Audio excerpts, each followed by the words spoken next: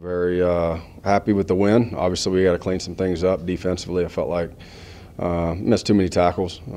Had over close to 100 yards after missed tackles on us, which we got to do a much better job of. I think offensively had too many drops. Got to improve on our vertical passing game better, and just getting guys settled in. Special teams I thought was solid. I thought Ethan kicked good after the first kick, first game jitters and pretty long kick there. And he has the distance, just trusting it and just staying smooth within his kick. And thought for the rest of the night he bounced back and kicked well. And I think on special teams we had what we call 5 game-changing plays. We had a turnover and he had a 48-yard field goal. And we had some other really nice plays. So there's some things we have to clean up. Typical first game stuff, but things that you must improve on week 2, especially against the opponent we're playing, or else it's going to be challenging to have success. Obviously, you had Onion Reuter listed as or on the first depth chart at QB. Now Reuter's listed as the sole starter. I was just curious what went into that decision. There's a reason why we have the guys out there who we do. Thought he came in. Jace handled the situation well. First game back in a couple years. Again, guys around him have to play a little better at times. Thought again, we dropped too many balls, and I think we had 7 drops, which is not going to win football games. So, I thought he was solid. Saw everything well. We missed a protection, got hit, threw a pick, and obviously there's one he'd like to have back. But I think overall, just continuing just to get a week better. Obviously, Ani came in and did some really good things as well.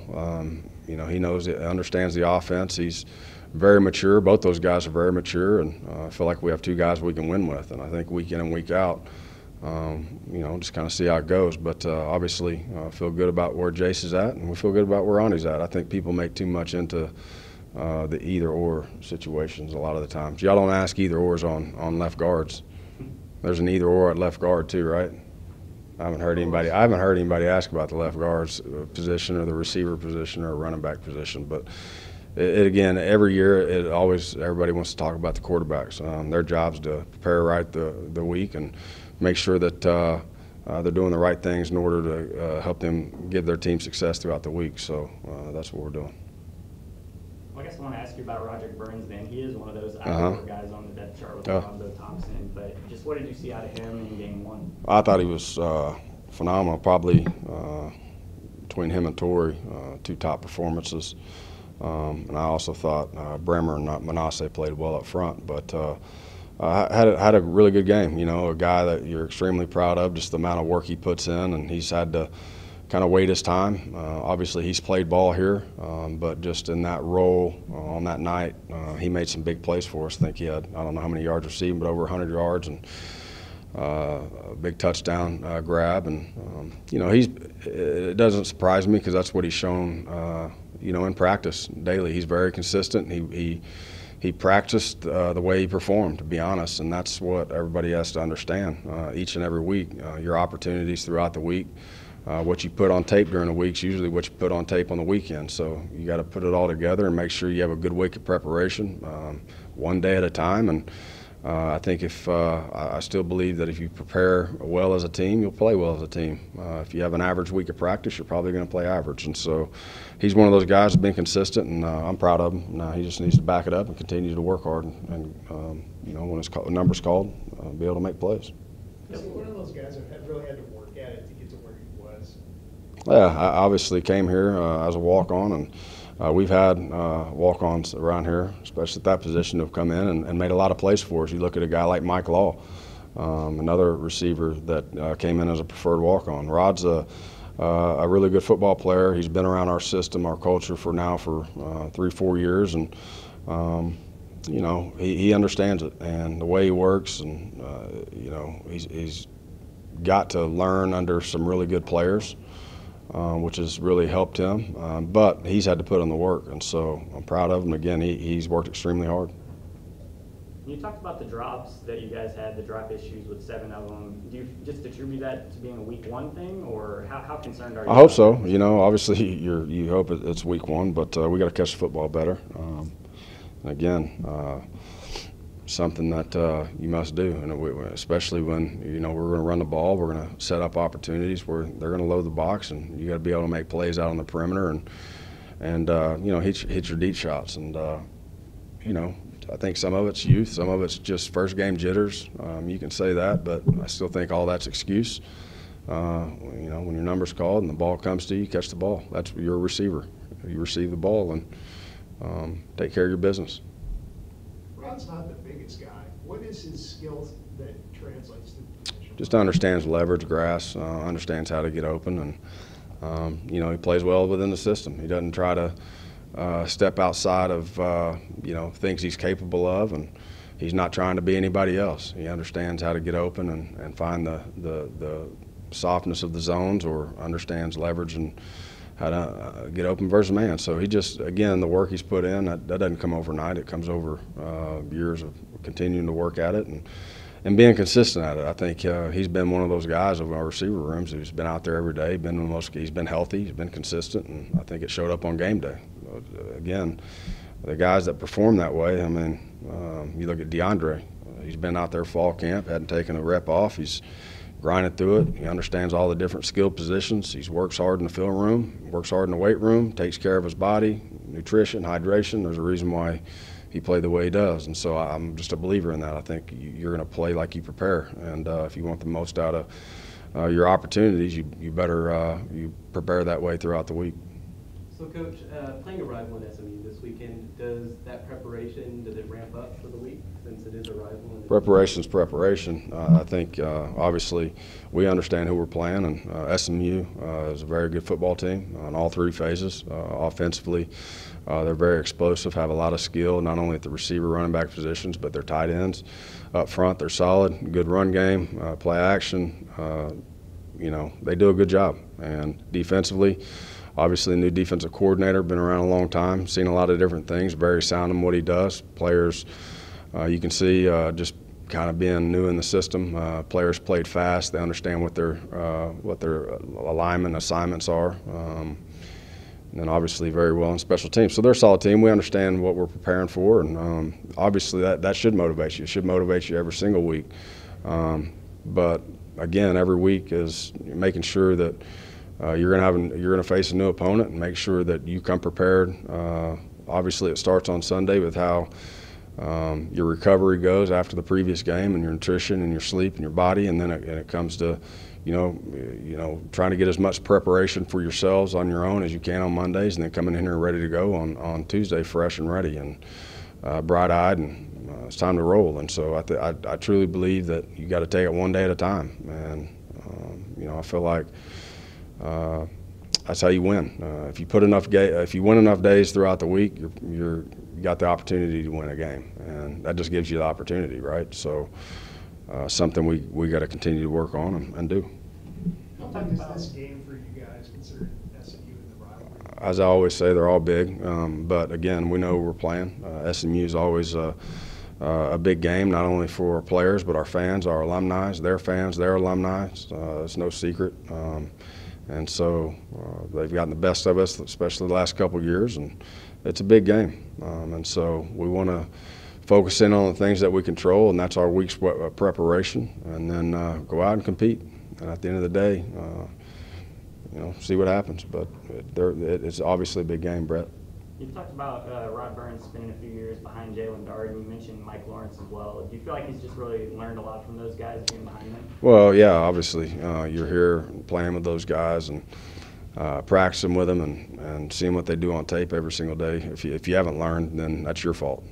That's what we tell our guys. I mean, obviously, you better be paying attention to what guys in front of you are doing and how they're having success. And it's not just on the field, it's off the field as well. And so I think Rod's always been a great teammate. He's always worked hard.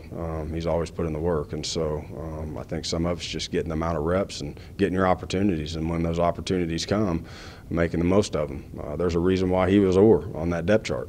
We have other guys we feel like in that position can make plays as well. But when you go out there and you make the most out of your opportunities and you're having a big day, probably not going to take you out of the game. So the other may not get as many reps as he would like because one's hot. And so that's football. That's part of our job, is to make sure we're trying to put the guys on the field that we have the best opportunity to win a game. And at that point in the game, Rod was the hot hand, and so he was the guy. The series got extended with SMU this week. Were you glad to see that? Do you think it's a good series for Dallas? Yeah, absolutely. Again, school as close as they are. You know, our fan base, their fan base, alumni, bragging rights. I mean, I think it's good. I think it's good for college football. I think, you know, to have those opportunities to compete year in and year out for bragging rights and, you know, across the city is important.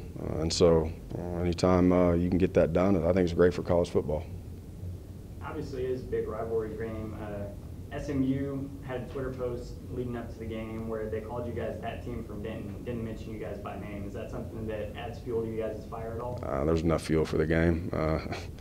You know, if I looked at every Twitter feed or twit, then I wouldn't ever have time to go to work. So I didn't see it. But at the end of the day, it's whatever. I mean, it's about preparing the right way and going to compete on game day, and the rest takes care of itself, you know, after the fourth quarter.